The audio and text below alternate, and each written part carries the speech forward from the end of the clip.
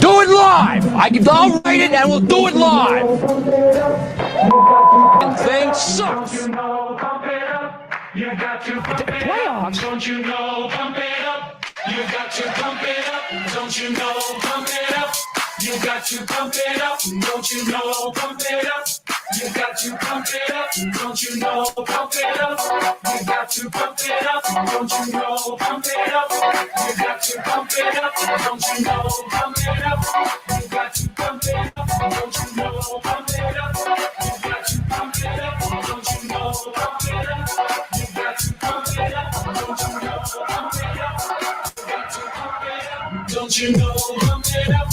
You got to pump it up. Don't you know? Pump it up.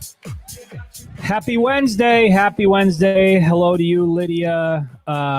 We are obviously a little bit early today on Fan-Led Wednesday. Once again, have to rearrange our entire lives. Me, everybody out there who tunes into the shows, we have to just sort of rotate our lives and our what we do throughout our day based on what Trent has going on today. And if you couldn't tell from the live video here, Trent has a very important meeting at 1 o'clock this afternoon that he has to make sure. We just have to get him there on time. Trent has a haircut. It's very badly needed too. Chris, you wouldn't know anything about haircuts. When was the last time that you had your haircut, man? Here we go. Right out of the gate with the ball joke. 2005, 2006. Was that the last time? Actually, no, you'd have to go back way before that. I've said this. It's funny. The last time I actually went into a barber shop, it was like hardcover books, and that was how you picked out what you might not even remember this. You're a little bit too young, but I used to go into a barber shop, sit down in the chair, and then there was like a hardcover book, and I would take it and I would open it up and I would just, flip through different hairstyles that, I thought might be able to work. So if that gives you any indication of how long it's been a minute since your boy has been in a barber shop. I told you, Trent, you just come over to the dark side. It's low maintenance. Yeah. I mean, CJ, you're absolutely right. We got to, he's got bowling leagues on Tuesdays. He's got haircuts on Wednesdays. Trent is a busy guy. So, we're going to rearrange the show. We're going a little bit early here for Fan-Led Wednesday, but obviously there's plenty to talk about. There's, still the fallout from the Michigan State stuff from over the weekend, which, I certainly have my thoughts on. I think that it has just been, I feel like Michigan State fans have really put into focus exactly why Michigan State is viewed as the quote unquote little brother. I mean, if you've seen what's been playing out on social media and in particular on Twitter over the last several days, I mean, the nonstop whining and complaining and speculating, and this isn't fair. And the Big Ten loves, which is, the Big Ten loving Michigan.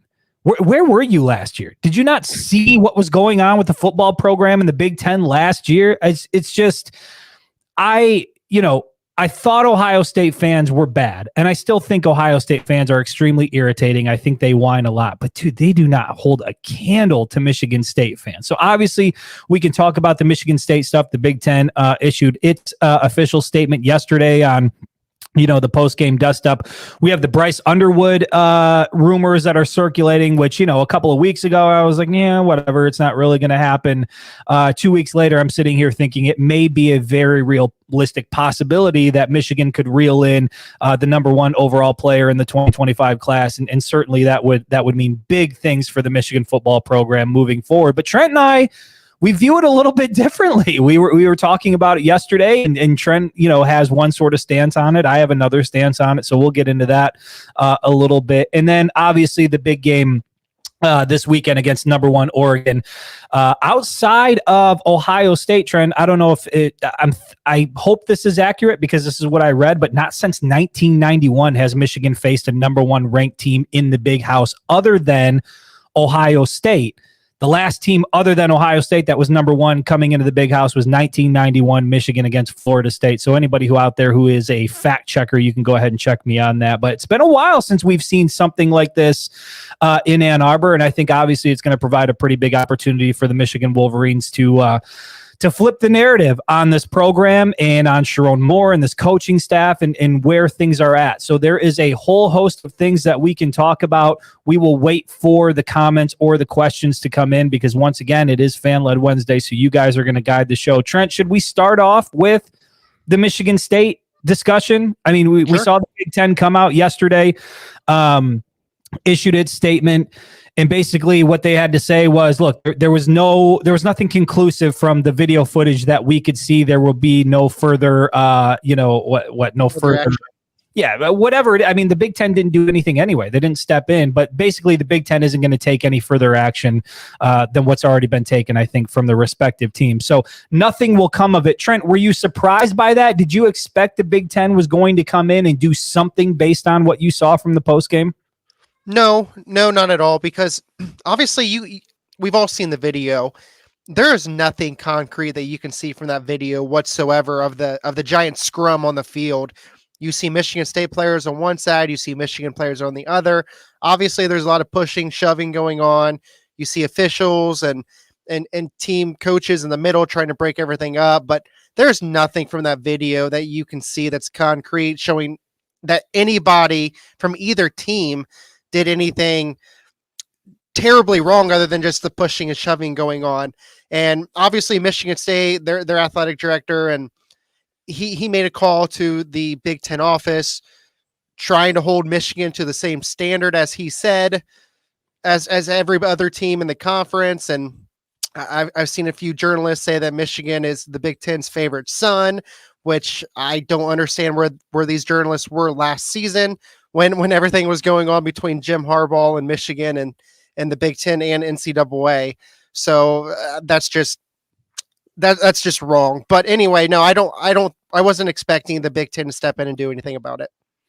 Yeah, and I think it's interesting that you bring it up when you talk about, these, quote unquote journalists. And, some of these guys are considered to be established journalists in the market. Now they're Michigan State people. They cover the Michigan State program, but there's two guys in particular that I saw for the better part of 72 hours pushing false narrative about Khalil Mullings and his conduct on the field. And I think that overall the media gets a bad rap. And I think, some of that is justified for sure. And I've talked to you about this, Trent, offline, that everything is so fragmented and you do have a bunch of people that are claiming to be news sources or pretending as if they're insiders when in reality all they are is members of message boards, and when they hear shit they go and they relay that information, they pass themselves. It's just hard to figure out where are legitimate news sources nowadays. But I think if you work for or write for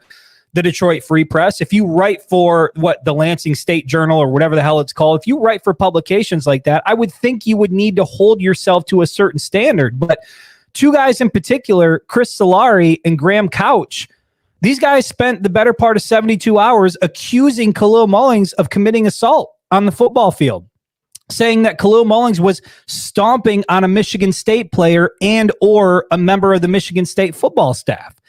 And I haven't seen it yet. Maybe somebody out there has seen it, but I haven't seen these two guys issue any sort of apology. I haven't seen them backtrack on anything they said. So I really take issue with the recklessness and the carelessness of some people within the media to just take a look at what you saw from a Fox broadcast. Trent, to your point, there was nothing conclusive on that. You don't know what the hell Khalil Mullings was doing. For all you know, somebody had his legs wrapped up and he was just trying to get his balance. Yep. You don't know what was happening at the bottom of that pile. But to go onto your platform and to write an article suggesting that Khalil Mullings committed assault on Saturday night without any evidence to back that up, and to not even issue an apology 72 hours later after the Big Ten said nope. I mean, does Graham Couch have better video evidence than what the Big Ten had access to? Does Chris Solari have some sort of secret camera in the big house that we're not aware of? It's completely irresponsible. It's completely inexcusable. And look, I don't know what their publications are going to do about it, if anything, but you go on and you read about these journalistic standards and about integrity, and I think it was just completely reckless. And I don't know, if I'm Khalil Mullings' family, I'm pretty pissed off that these two guys spent a significant amount of time accusing my son of committing assault. And so I'll just leave it at that. We'll see what they end up doing about it, but they sure as hell weren't shy about pushing for Khalil Mullings to be suspended or pushing for some sort of punishment. What happens when you're wrong? What happens when you're reckless and careless and you push false narratives as a journalist? What happens there? What should be the consequences there? I guess we'll let their respective publications figure that out. But, moving beyond that stuff, Trent, that I think there has been a real discussion taking place now where this seems to be a reoccurring movie with Michigan and Michigan State. We obviously love the rivalry stuff. We want to see that continue. But Trent, has it crossed your mind at all? Have you wondered if it is worthwhile playing this game every single year? Just given, you've got the tunnel incident, you've got the other things. Now there's people coming out saying that there were things that took place before. You had the Devin Bush thing. Now you've got another dust up. Are we at a point where we really need to entertain the idea that maybe this game isn't even worth playing every single year? To be honest with you, I was there back in 2021 after the tunnel incident. I mean, I actually wrote a column about it, saying that this rivalry might need to take a break, like maybe not playing it every single year. And while the incident that happened this past weekend wasn't nearly as bad as the tunnel incident, there just always seems to be issues when Michigan and Michigan State play. I definitely, and this might be just a terrible take, but the last 3 years it's been in prime time. Now there's alcohol involved in the big house. Fans, of course, get into it, and you got your teams getting into it. It's just a very hostile rivalry. Obviously, Michigan, Ohio State. I mean, there's pushing and shoving that happens sometimes, but that rivalry isn't nearly as hostile as Michigan and Michigan State is, and I don't know why, but there's zero respect between Michigan and Michigan State as there is with Michigan Ohio State. Michigan and Ohio State do not like each other. Probably they hate each other, but I believe both programs do respect each other and leave it on the field, where Michigan and Michigan State, that's not the case. Heck, I remember back in 2021, there was a group of Michigan players ready to go to East Lansing and take it up with Michigan State off the field.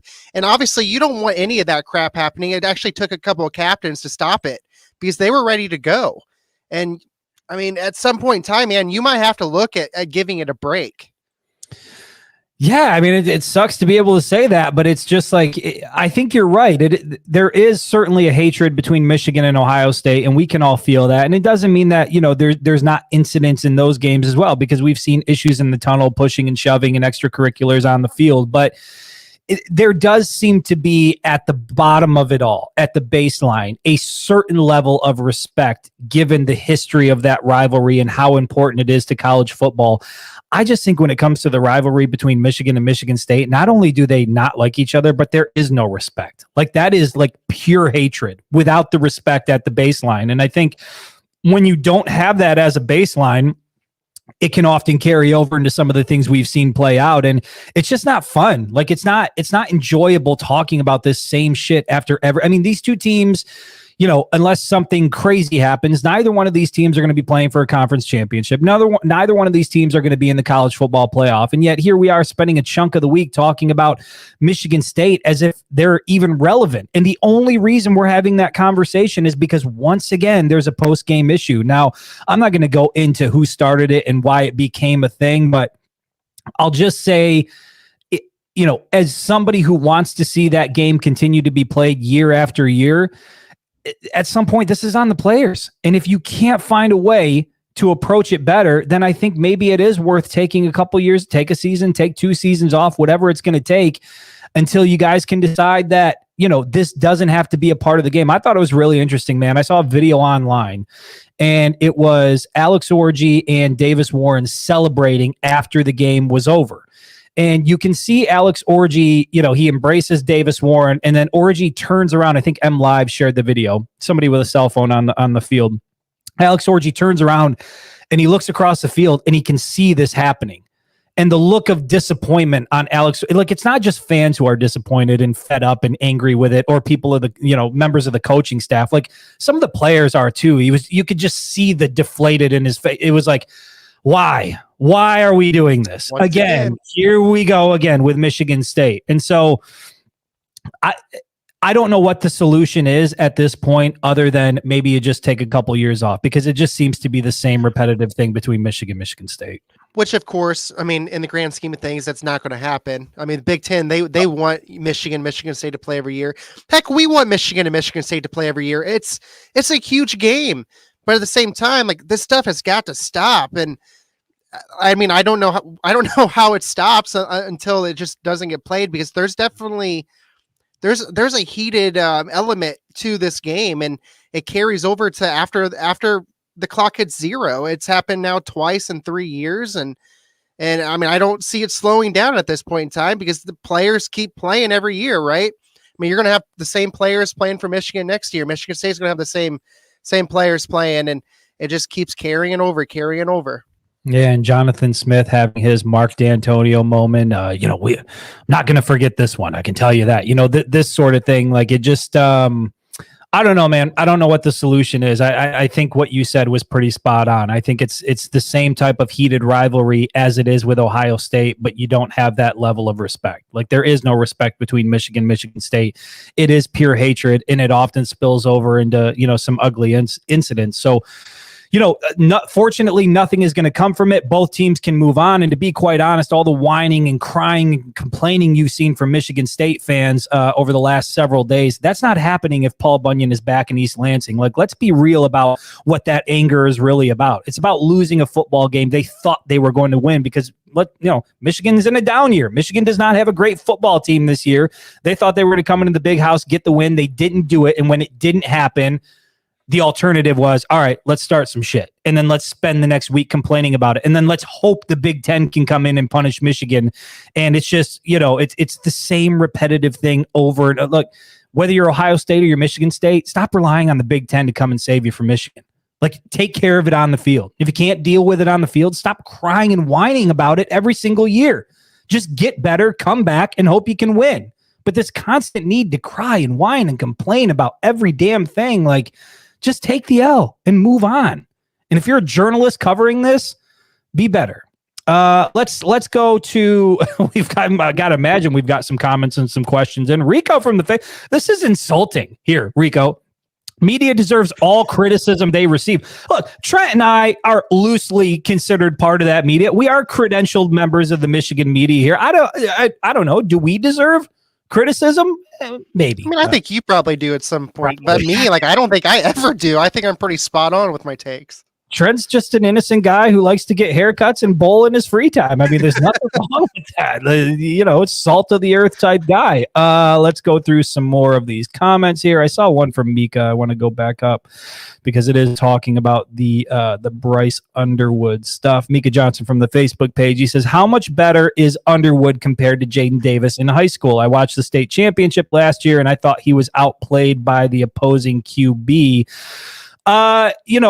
Maybe this is a good opportunity to just go right into the Bryce Underwood talk and, comparing the two in high school, I think that might be a tough thing to do. I think the bigger question and probably the more on point question is, are you more willing to risk going after Underwood, or do you think that Davis will play a role in this football team? And Trent, you and I talked about this yesterday, and we were coming at it from two different angles. I sent you a text. I could pull it up, but I'm, not word for word, but essentially what I said is, how much of this pursuit of Bryce Underwood do you think is going to play a role in what Jaden Davis's role will be on this team moving forward? And you seem to think it wasn't going to be a big deal. I do think it's going to have an impact. So, Trent, when you're Michigan, and if the reports are correct, and you're throwing $5 million at a recruit, at a quarterback recruit, and you're Jaden Davis, you're in your freshman year, you're not playing, you're thinking 2025 has got to be the year, right? How does this not have a negative impact on you? Well, hold on. When you texted me, I believe the way you worded it was, I can pull it up here. How does this speak about Jaden Davis? Like, does that mean he's just not ready? And because I do believe it could have an impact on his mind. But if you're Michigan and you have the opportunity to go land the number one ranked player in all of college football, you got to go do it. This is the new this is new college football. You have NIL. Michigan's finally, it appears that Michigan's finally trying to play the game. Do you have the text message? I do have the text message. So I text you, I said, this massive push for Underwood says a lot about Jaden Davis, in my opinion. And you responded and you said, maybe, but Underwood might just be that special. We're talking about the number one player in the country. And I said, right, so special that you're willing to risk losing Davis even if you don't pull off the flip. Part of that is due to the belief in Underwood for sure, but the risk doesn't seem worth it on a flip if you truly like what you have in Jaden Davis. There is a scenario now where they miss on Underwood and they lose Jaden Davis, to which you responded, I don't buy that, man. We're not used to that here at Michigan, but teams like Bama, Ohio State, and Georgia get 5-star guys every single class. And so I think that really is the debate, that you seem to be coming at it from the standpoint that Jaden Davis would understand that Michigan is going to be in pursuit of highly ranked quarterbacks because that's just what college programs do at this point in college football overall. But I am very much of the belief that if you're Jaden Davis and you're seeing what's playing out, I do think it's, and again, we're speculating, but how can you not question your future at the University of Michigan when you see this effort towards a guy like Bryce Underwood? No, and that's absolutely fair. I mean, could it make it have an impact on Jaden Davis? Absolutely, it could. But I'm saying as a business point of view, if you're Michigan, you see what your quarterback situation is like. Obviously, Bryce Underwood is not in college, so we don't know that he is a done deal for sure, future first-round selection, top 5 pick, whatever in the NFL draft. But I'll tell you what, this kid is the number 1 ranked quarterback in all of high school football for a reason. He's not, and he's also the number 1 ranked recruit in all of football for a reason. And if you're Michigan, once again, you've now rotated through 3 different starting quarterbacks. You're back to the guy that you started with. You've got to go out and get talent, because even if you do believe that Jaden Davis could be the guy, what if he isn't? Like, what if you do play him next season and you believe that he's going to lead you to the promised land, but he gets out there and he's not that good? Well, then you're stuck, right? You're back into the same boat that you're in right now. But if you can go land a Bryce Underwood and say, hey guys, you're competing, Jaden Davis, Bryce Underwood, let the best man win. And heck, if it's Jaden Davis, it's Jaden Davis, and Bryce Underwood might be going somewhere else. But if Bryce Underwood is that good, God, you have to go do what you got to do to land him. And Chris, to my point, I actually looked at Ohio State, Georgia, and Alabama. So let's start with Ohio State. I went back to 2021. So 2021, Ohio State, 5-star quarterback, 4-star quarterback. 22, 4-star quarterback. 2023, 4-star composite. He was a 5-star on different sites. 2024, 5-star and 4-star. 2025, they have a 5-star committed to them. Georgia, 2021, 5-star. 22, 4-star. They did not recruit a quarterback in 2023. 2024, 4-star and 4-star. 2025, 4-star composite, 5-star in different sites. And then Alabama, 2021, 4-star composite, 5-star on different sites.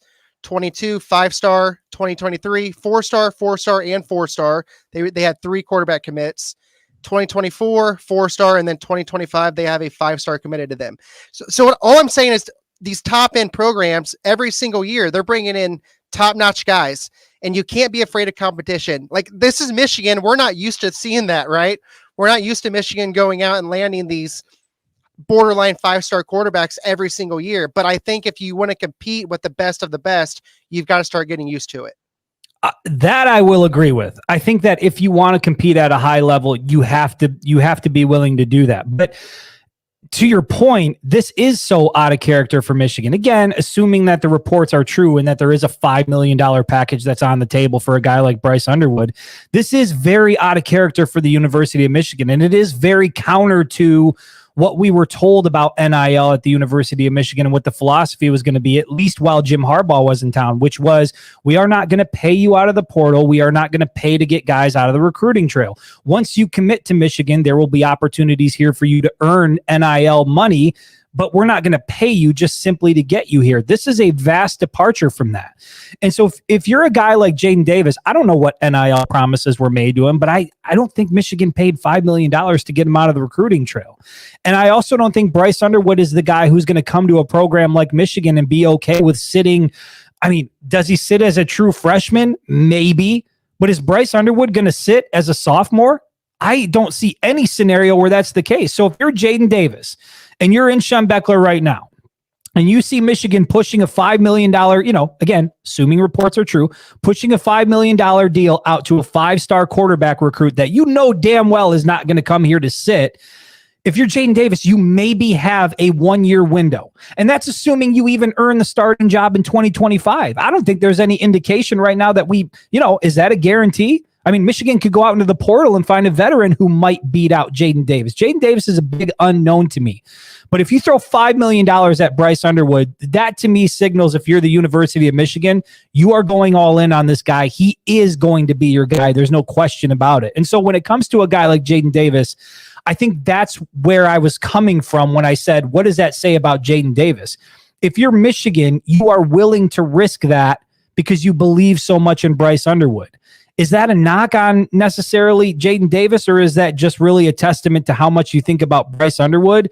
Probably the latter instead of the former. But I will say, I just don't see any scenario where if Bryce Underwood commits to this program that Jaden Davis has a career at the University of Michigan. Bryce Underwood is not going to come here and sit for 3 years while Jaden Davis goes through his playing career. That's just not going to happen. No, you wouldn't think so, unless Bryce Underwood turns into Wow. Jackson Arnold from Oklahoma, who got benched this season before starting again. But all I'm saying though is, if you're Michigan, you can't look at Jaden Davis and feel sorry for him. Like, hey, we put our chips in his bag and we got to stick with him no matter what. Because again, if you do that and he doesn't pan out, then you're stuck. Like you're literally back into the Davis Warren, Jack Tuttle, Alex Orji, Davis Warren basket. Once again, you're just rotating through quarterbacks. But if you can get an elite talent that you think is going to be elite, who likely will be, then I think you got to do whatever you got to do to bring him in. And I mean, if that does lose you Jaden Davis, they'll just go into the portal and find a couple other guys. But that's what I'm saying is I think that willingness to do that says something about how they view Jaden Davis in this equation. Not necessarily that he's not good enough, but they don't view him the same way they do Bryce Underwood. I mean, is that a safe assumption? Jaden Davis didn't get $5 million off the recruiting trail. Like, I guess that's the overall point, is I just feel like it sends a message to Jaden Davis, and maybe he's cool with it. Maybe it doesn't bother him. Maybe he understands the situation. And yeah, maybe he's the type of kid that, hey, I'm going to compete. I plan on starting here in Michigan. I'm going to show them like why I was the number 2 ranked overall player at one point in time during my high school career. Whatever happens. But I just think that the way that college football is now, I know that fans and even media aren't used to Michigan being like Ohio State and Alabama and Georgia and Oregon, who went out and got Dylan Gabriel and Dante Moore this past cycle. Yeah. Like, I think that's the way that Michigan's going to have to start operating, and not worrying about feelings of the players that you currently have on the roster. You have to go out and land the best of the best to compete with the best of the best. Yeah, and by no means am I saying that Michigan should. I mean, we are in business. I mean, when you're talking about $5 million deal, I mean, this is a business now. So yeah, you can't be worried about hurting people's feelings. But I do think that there are repercussions. If you're Michigan and you're willing to pay $5 million to get a recruit off the trail, and a guy who's probably going to want to start pretty damn quick, if it's not during his true freshman season, certainly during his sophomore season, he's going to be the guy. I think if you're Jaden Davis, you also have to probably make a business decision at that point. And again, we're speculating a lot. There is a lot of discussion about this now, and it's not just coming from blowhards on message boards. It's coming from like national recruiting people that are saying, no, this is real. There's real dialogue going on here, in that, Sharon Moore is sort of spearheading this effort in trying to get Bryce Underwood to reconsider the University of Michigan. And yeah, we do see it happen at other programs, but I think the other big difference there is some of those other programs you mentioned, like they tend to be more quarterback friendly. They tend to have more success with the quarterbacks that they bring in. Now, JJ McCarthy is a great case study, and he was able to be pretty damn successful without having to put up gaudy numbers. But I think a guy like Bryce Underwood is going to want to put up big numbers. I think some of these other big time quarterbacks you're talking about, they do want to come in an offense where they can showcase their abilities and they can put up big numbers and they can leave behind a legacy and they can play for national championships and they trust that they're going to be developed. And if there's one thing Bryce Underwood made clear over the summer was he chose LSU because he trusted their ability to develop the quarterback position. When he was talking about Michigan specifically, he couldn't really point to any sort of successful quarterback development. Now, again, JJ McCarthy, take that out of the equation. How many other guys can you point to? I mean, Chad Henne had a pretty long career in the NFL, but like he was never like the guy, you know, Tom Brady, Jim Harbaugh, those guys. Like a guy like Bryce Underwood, that really doesn't mean a lot. Like, yes, Tom Brady is the GOAT and it's great that he went to Michigan, but if you're Bryce Underwood, you're like, they were wearing like giant shoulder pads back in the day. You know what I mean? Like that doesn't apply to me now. Bryce Underwood's like, I want a visor and I want all this other cool stuff. Right. I'm trying to get to the league now, like not back in the, you know, the early 90s. So, you know, I just think that where I stand on the whole Bryce Underwood thing is I love the fact that if it is all true and the reports are correct, I love that Michigan is willing to play this game now, because for so long, the concern with Michigan was that they didn't want to dip into NIL the way some of these other major programs were, the way that Ohio State was able to build up its roster this season. And it seems like in the landscape of college football now, you have to be willing to play those games. And I think that, you know, for better or worse, with Jim Harbaugh running the show, there was just a certain belief in the way that things needed to be done. And I do think that there's a little more forward thinking when it comes to Sharon Moore and his approach, and maybe Ward Manuel and his willingness to sort of, you know, open up the idea that maybe we do need to, you know, rethink NIL a little bit here at the University of Michigan if we want to remain competitive. And when you have a few losses on the field, like that can sometimes be a good reset button for you and say, okay, this isn't good enough. People aren't happy. They're not enjoying it. They want us to all be fired. Like, how do we fix this? We fix it by playing the game that everybody else is playing. Now, if there's NIL regulations that come down the pipeline, then you got to adhere to those and you got to work within those. But right now, you're only at a disadvantage because you're choosing to be at a disadvantage. If you're the University of Michigan, you got plenty of donors out there. You got plenty of, but there is a lot of money wrapped up in the Michigan alumni network. If you're just willing to use it, it can lead to good things for the football team. So we'll see with the Bryce Underwood thing. And Rico from the Facebook page, I just want to make clear here. He says, y'all got to stop assuming that Underwood is going to come just because he'll get money when he didn't want to be here in the first place. Listen, we're not assuming that Bryce Underwood is going to come here just because he's going to get money. I think money is a factor. Certainly, if you decide, look, if you're a high school kid and somebody's offering you $5 million, like that is going to factor into your decision. Anybody here in the comments, if you had $5 million offer sitting on the table, it would factor into your decision. There's no way it wouldn't. But I'm not saying that that's going to be the deciding factor for Bryce Underwood. All we're saying is that it's putting Michigan at the table, where before Michigan wouldn't even be at the conversation for the reasons we talked about, that they don't have a good track record of developing high-level quarterbacks. And so they do have some hurdles. Dude, go and watch this Michigan offense. There are plenty of hurdles when you're trying to sell a quarterback like Bryce Underwood as to why he should come to Ann Arbor. But certainly money's not going to hurt your case. Yeah, that's for sure.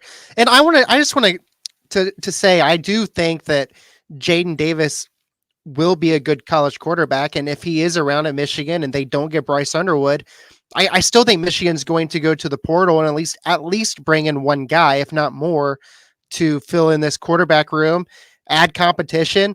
But I still think Jaden Davis could be the guy for Michigan. I'm just saying that if you have a chance to go get the top ranked player in all of college football, you got to do what you got to do to go grab him. Yeah, and they don't come along often, and they're certainly not in your backyard often. This is just like the perfect storm of this guy is here. He's in the state of Michigan. If you're the University of Michigan, this is one of those situations where you do everything you can to keep this kid home. And Scott Ryan from the Facebook page, he says, has Michigan changed its stance on NIL? Obviously, we just talked about that quite a bit. He says, seems the door has been thrown wide open. Bryce Underwood to Michigan, in my opinion, would bring a ton of elite receivers. And I think that's the other aspect of this, this Bryce Underwood stuff is the type of commitment where if you can swing this guy and you can get him to reconsider, now all of a sudden top wideouts around the country are starting to wonder, like, okay, what are they selling in Ann Arbor? What's going on down there? I'm curious. I want to play with a guy like Bryce Underwood. I think Bryce Underwood's capable of winning national championships. I want to see what that's all about. And so, yes, as a quarterback, you can only do so much. It's, you got to have the weapons around you. But a guy like Bryce Underwood, if you land Bryce Underwood, you're not just getting Bryce Underwood. You're getting all the guys that want to play college football with him as well. And that can really set the Michigan football program up for some serious success in the very near term. And I think that's why everybody's looking at Bryce Underwood as, is it worth a $5 million investment if you're competing for a national championship for the next, 4 or 5 years? Yes, it's absolutely worth making that investment. Yeah. I mean, if you go land Bryce Underwood, I guarantee you others are going to follow him. I know for sure that Andrew Marsh, the 4-star receiver committed to Michigan from Texas, he's been talking to Underwood. He's trying to make his pitch. Derek Meadows, he's committed to LSU. He is a 5-star receiver. Michigan was in on him. He ended up going to LSU. There's another possibility, right? If Underwood would flip, Meadows could follow him because Michigan was right in the race for this kid, and he ended up choosing LSU. So, you're talking about a lot of dominoes that could fall Michigan's way if the Wolverines could flip him. Yeah, and we know that Bryce Underwood's watching the show right now, just like all the millions of other people. He's clearly like, you don't want to play in the Michigan-Ohio State rivalry. You don't want to be part of this new look Big Ten conference.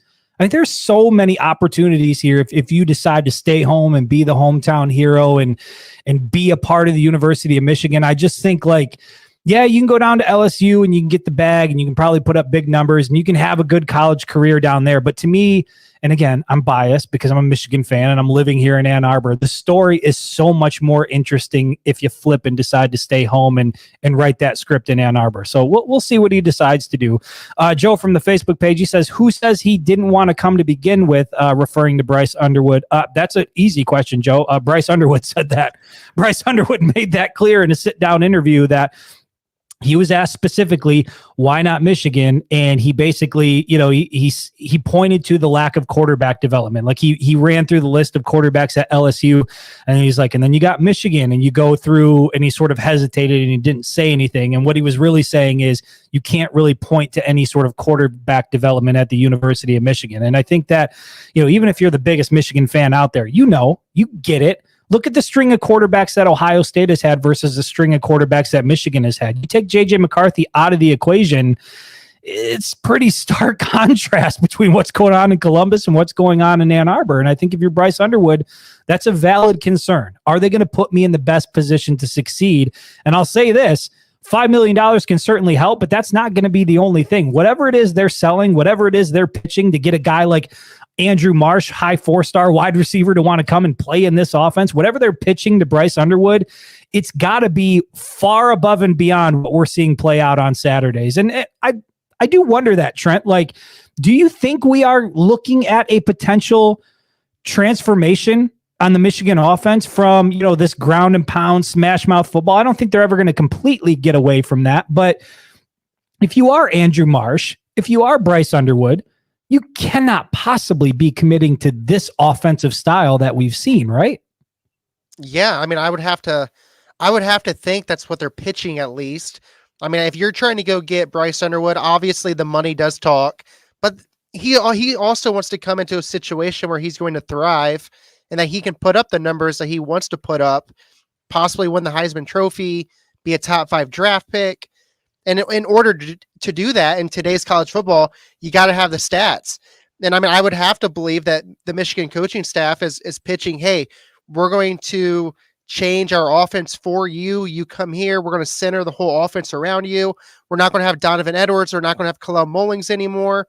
Like, you are going to be how we center this offense around. We're going to be airing it out. We're going to get you weapons. We're going to have the offensive line good. It's all going to be about Bryce Underwood.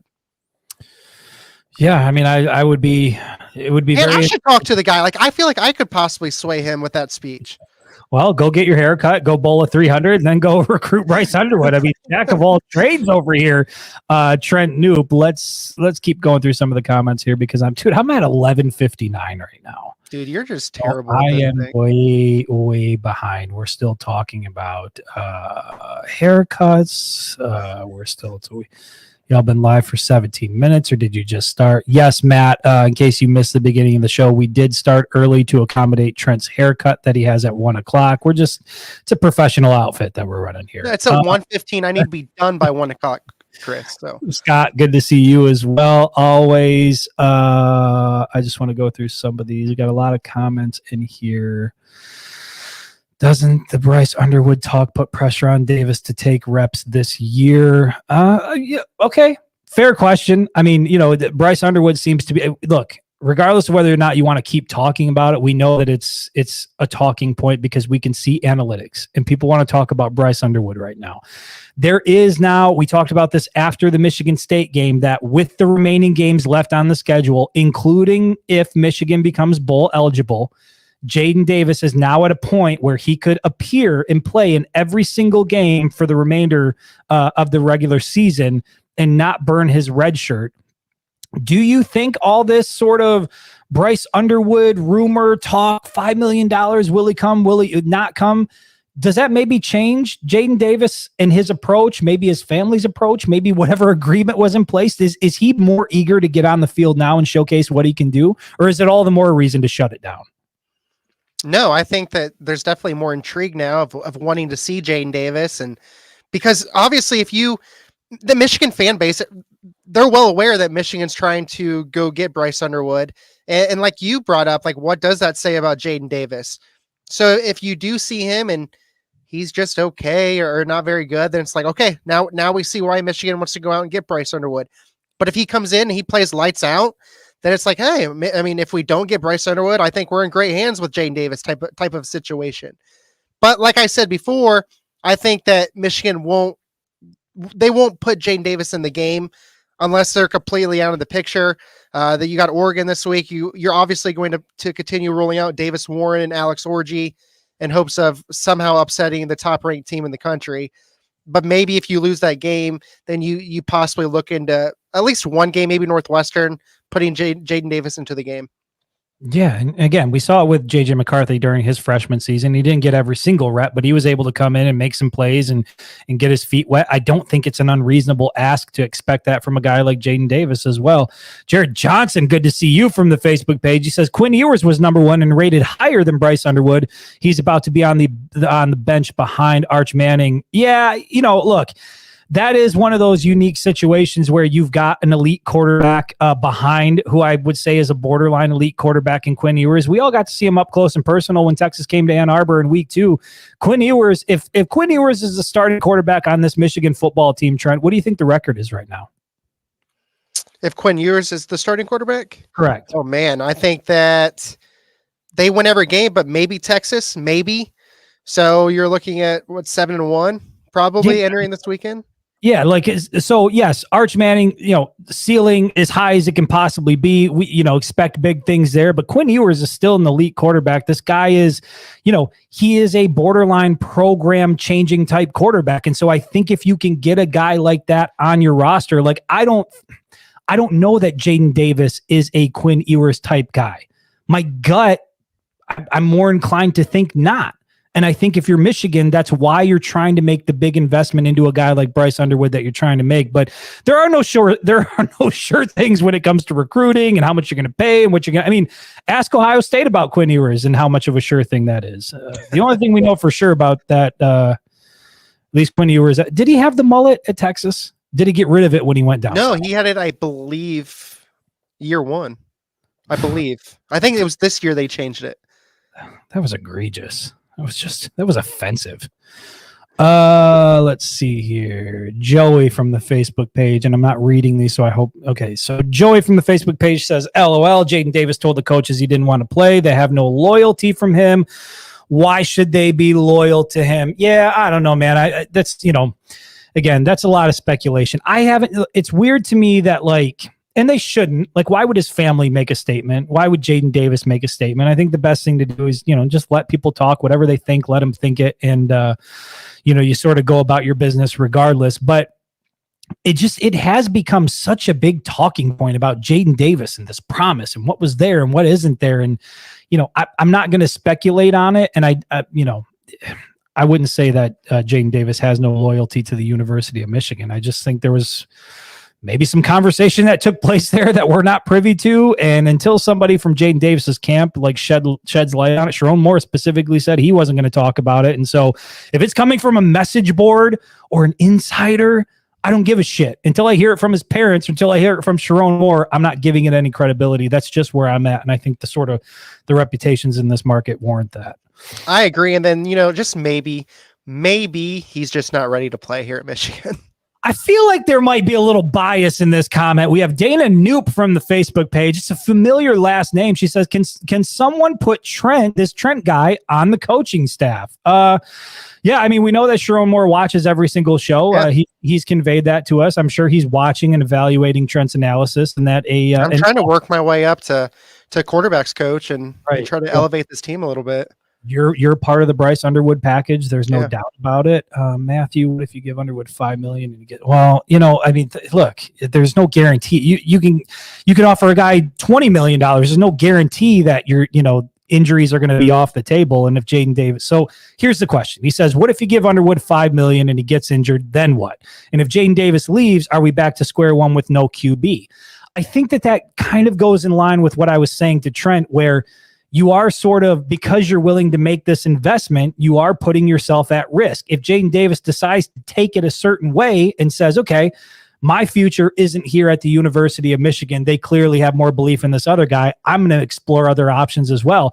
If it doesn't work out with Bryce Underwood, or let's say he turns down the offer and doesn't end up committing anyway, you still have Jaden Davis sitting there saying, well, you wanted him. You got Carter Smith out there saying, well, you wanted another guy.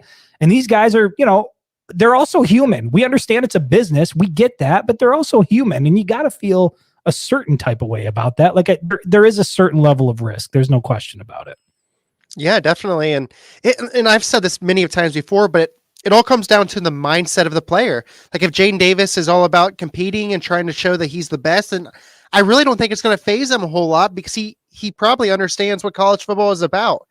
But if he's a kid who expects to start here at Michigan automatically next season, then obviously it's probably going to be troublesome for him. Lance from the Facebook page, I don't know what this is in reference to, but I'm just assuming that you're wrong. Lance says, right, I agree with Trent. Don't know why you would ever do such a thing. Can't imagine why you would. I feel like a lot of people agree with me, Chris. I feel like I'm usually on the wrong side here. The people have turned on me. Going through some more. I mean, there's just a lot of. I'm still at 12:07. I'm 22 minutes behind here. You're killing it. We need a screener. We need somebody who can come in. I mean, I wish you could see what I'm seeing on my end. It's credit to everybody in the comment section. You guys are coming through, and there's a lot of things that you guys want to say. Any chance you guys, we are uploading to Spotify. So I don't know how long it's been since you've checked it out. Trent was on my ass about this. Look, I stopped uploading to Spotify because I was looking at the numbers. I'm like, I just don't think people are listening. But as soon as I stopped doing it, there were some people that were like, hey, what the hell? We listened to that on Spotify. So yes, I am uploading them on Spotify. In fact, I think our last show is on there, and I've been doing that fairly regularly. So there's a lot of times though, I do have to text Chris and be like, hey, yo, man, he does show up. He does. Trent is my handler. He's my reminder. He's my right-hand guy. I mean, the guy keeps me in place. That's why I love him so much. Going through some more of this. No, this is not Portnoy money. He prefers a quarterback in the transfer portal that can start right away. I don't really know what that means. Underwood ain't coming here. He's going to LSU. Maybe, maybe not. Jaden Davis is a starter next year. Maybe, maybe not.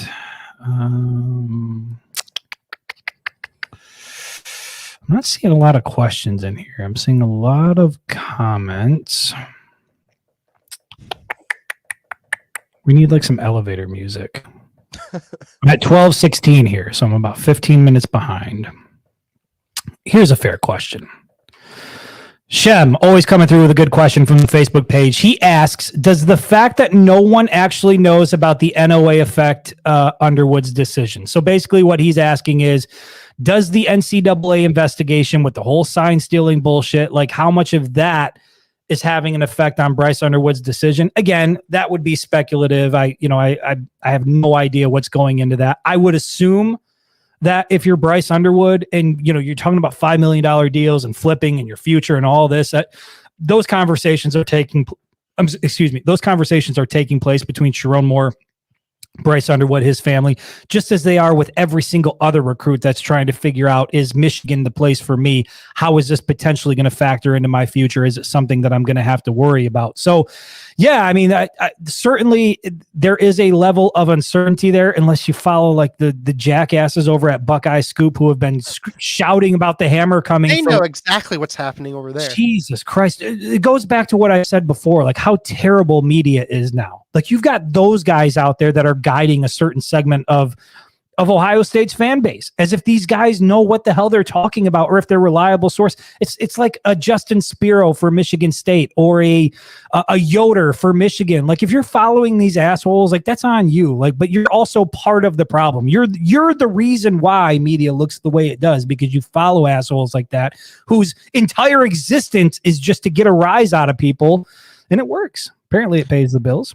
Yeah, I mean, went off on a tangent there, Shem. I don't know that it's impacting Underwood's decision specifically, but I would say that it has to be a factor in recruiting for Michigan in general, because I would venture to say that it's something Sharon Moore has to talk about with every single recruit in their family.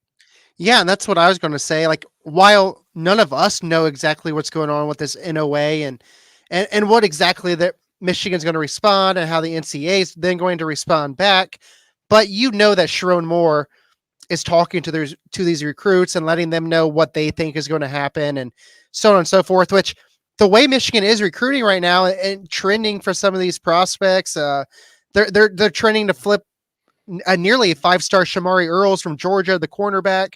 I think that all speaks pretty good about Michigan's, the process that this is going in.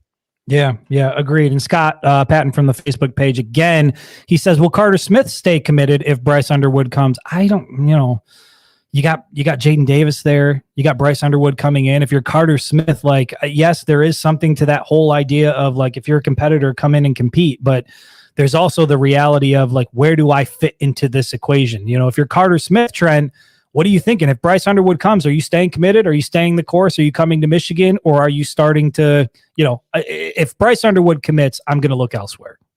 Well, I mean, for Carter Smith, I don't think that anyone views him as a day one starter. He's very developmental. He's somebody that it's kind of a project quarterback, right? He's a dual threat quarterback.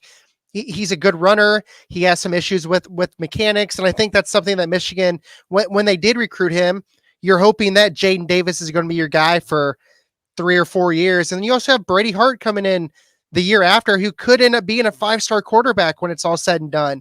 And I think Carter Smith is one of those guys that probably wouldn't be ready until year 3 of Michigan. He'll get a redshirt year right away, and then likely 4 more years at Michigan. So I don't know how much the Bryce Underwood really impacts him. Of course, he probably doesn't like it, right? Like, he wants to be the guy in the 2025 class. But with that being said, I don't think anyone really views him as a day one starter at Michigan. Yeah. Look, we're just gonna have to start banning people in here. I don't know what Trent Noop for coaching staff 2025. Obviously kidding, of course. Bobby from the Facebook page, he says, I don't mind opening up the offense some, but you still have to be able to run the ball. It can't be like the Rich Rod days where you change the whole offense overnight. That didn't work. I think the Rich Rod thing didn't work because I just don't think he had the guys to make it work. I think that was a part of it. And I think when he started to get his guys, like a guy like Denard Robinson, you could see where the vision of that offense could possibly go. That doesn't mean I think the Michigan offense is headed toward that direction, but I do think that it would be beneficial for the Michigan offense to be far more balanced than what we've seen and to get far more production out of the quarterback than what we've seen. And that includes what we saw from JJ McCarthy. I think that if you want to go out and you really want to sell some of these high caliber quarterbacks on why Michigan is the place, you've got to be able to pull up film. Like, you can only talk about it for so long before you got to say, let me show you. Let me show you what's going on at the quarterback position at the University of Michigan. Now, getting drafted in the first round, that's certainly going to be a big appeal. But again, like, there is value to ground and pound. And it took me a long, long time to come around to it. And in fact, I had to watch Michigan win a national championship before I really was okay with it, because I kept thinking Michigan needed to change the offense. But I think if there's one thing we learned this year, and we've learned it the hard way, it's that the quarterback position is critical to an offense. And if you don't got that right, things are going to look difficult. And for as good as you can possibly be running the ground or running the ball, if you are one dimensional, a good defense is going to figure it out. And a good defense is going to come out in the second half and they're going to shut you down. And we've seen that now with Khalil Mullings and Donovan Edwards in this Michigan rushing attack, where for as good as they are, it's not the offensive line from 2023, and it ain't Blake Corum back there. And they can't just run the ball 30 consecutive times to success. If you're Michigan, if you're Sharon Moore, if you're Kurt Campbell, assuming he's the offensive coordinator moving forward, you've got to find a way to get more balance out of this offense. Yeah, I agree. Talking about Rich Rodriguez, man, I'm going to stand on this boat for a long, long time. Oh God, here we go. if Michigan had Rich Rodriguez's offense with him as the coach, did you pair him up with Jesse Minter? Man, this team is going to be unstoppable. That's all I'm going to say about it. It would be absolutely unstoppable. Look, you give him his guys in there, it's gonna roll. I mean, it's gonna row the boats, man. Did you say row the boats? What's happening here? I do think Rich Rod got a little more hate than what was deserved. The defense was terrible, absolutely terrible. Yeah, who was it? Greg Robinson was the defensive coordinator back then. Yeah, I just, you're watching Michigan put up 50 and give up 56. It's like, what's happening? What is this brand of football? I don't understand it. Yeah, I don't have the Rich Rod hate that most people do. I mean, I did appreciate the vision, and at West Virginia, obviously, there was some success there, and I just think it was an uphill battle, man, and it was a battle he was going to lose before he even stepped foot in the state of Michigan, and I'm not going to go back down the Rich Rod. How dare you? How dare you even go off on a Rich Rod tangent, for crying out loud? Hey, there's Rich Rod in the comment. I had to. Rich Rod in the comments, yeah. But not just for the quarterback position, Trent. When we're talking about changing the offense, and to Bobby's point, not wanting to go completely away from what they're doing, but again, the wide receivers in this offense. Samaj Morgan, I think now he's up to 116 yards receiving on the season. 116 or 118 yards receiving through 8 games. Trent, I can see you. 118. It up. Yeah, 118. Samaj Morgan has 118 yards through 8 games. That's good for about 14 yards a game, if my math is correct. 16.9. Okay, 16.9. So 16.9 yards receiving per game for your leading wide receiver. There's not a chance in hell they're selling that to Andrew Marsh. I don't know what they're selling. I don't know what they're promising, but it ain't 16 receiving yards per game. So, yeah, I like the ground and pound, but you got to get your quarterback more involved. You got to get your wide receivers more involved. You've got to find some balance, because recruits are going to take a look at that and say, I'm not going to go to Michigan to get 15 receiving yards per game. Chris, just for fun here, Samaj Morgan, 118 total yards. Tyler Morris, 96. Kendrick Bell, 54. Frederick Moore, 43. Peyton O'Leary, 37. Amarian Walker, 34. And CJ Charleston, 22. That is every Michigan receiver that has caught the ball. I mean, those are single game stats. Yeah. That's not 8 weeks. That's not 8 games of production. Those are single game stats. And to be honest, some of those guys, the bottom half, that's not even a great single game. You're talking about 8 weeks worth of data now. So, yeah, there just has to be a change. Bobby, I get it. We all love the ground and pound. We've seen it work. It worked tremendously over the last 3 years, but they have got to find a way to fix it, and they've got to get the passing game involved. And even if it does go more towards what we saw last year, like Roman Wilson was pretty productive. Ronnie Bell was pretty productive. Cornelius Johnson was pretty productive. But there isn't a single wide receiver on this roster this year that has been productive. And I don't say that as an insult to the wide receivers. I think it is difficult when you go through 4 quarterback changes, guys who all have development issues, guys who are all sort of projects and need to figure things out. If you're a wide receiver, that's got to be a pretty tough ask. But again, we've seen Colston Loveland find a way to make it work. He gets more targets than everybody else, but that's because he's established himself as the guy. Of course, you're going to go to number 18 if he's out. He's averaging 6 catches a game and probably getting targeted at least 10 or 11 times. Yeah. And I would do the same thing. That's one thing in this offense that I would not change. Drop back, look for number 18, get the ball to number 18. Just keep doing that. I'm going to go through some of these here as we are now at 59 minutes. We'll try to get a couple more in before we hop off. Dana, what time are you at? We are at, I'm at 12:31, so I'm only 10 minutes behind. Any news on Will Johnson? Shannon from the Facebook page says, any news on Will Johnson being available for Saturday? I haven't seen anything definitive. Trent, have you seen anything definitive? I know that the last I heard on Will Johnson was there was question about whether or not he was shutting it down, and Sharon Moore really pushed back on that idea. He said, look, if he could play, he will be out there. And it's the sort of thing that we saw with Jim Harbaugh, right? He's working through something. We'll see what happens sort of thing. Like, I don't think we're getting any sort of concrete answer on Will Johnson. But I'll say, Oregon isn't starving for bad receivers. They've got a great offense. And if Will Johnson wants to come out and showcase what he's all about and he's healthy enough to do so, I can't think of a better time to do it than Saturday against Oregon in your own building. Yeah, if Will Johnson is going to come back at any time this season, this would be a great week for him to show back up because, Oregon, man, they're loaded with talent, and they have 2 or 3 guys that are going to be high draft picks probably in April from the Ducks. So Michigan's going to need all hands on deck, and having Will Johnson back there would be tremendous if he can play. Yeah. Yep. For sure. Rico, this is offensive. We do that on Fridays. He's asking score predictions for Oregon. That's Friday stuff, dude. We can't do that on Wednesday. 2-0 Michigan. You give me your score prediction, but some of the analysts think it's going to be closer than the 2 touchdown favorite that most, I guess, in Vegas are expecting. They think it's going to be quite a bit closer. Chris, how would you feel about a 2-0 victory for Michigan? Dude, a dub is a dub. A dub is a dub at this point. I'll take it anyway and get it. Chris used to be a total asshole about Harbaugh running the damn ball all the time. I remember. Yeah, look, I'm not running away from it. It bothered me. I wanted, I said this a whole bunch of times in 2021 and 2022. You would watch the Michigan offense, and yes, Michigan will ultimately get to a convincing win, but then you would go home and you'd turn on your TV and you'd watch 2 SEC teams duke it out, and it was like, we don't have anything like that here in Ann Arbor. Like, how can we possibly win a national championship without that type of thing? And turns out I was wrong, and you can win a national championship doing it, and was happy to be wrong. So I've come a long way to ground and pound. It was always Michigan could never beat Ohio State playing this type of football. Right. They won 3 straight years basically playing that kind of football, and it worked, right? Just being tougher, more physical, bully ball. I can't, when it works. I love it.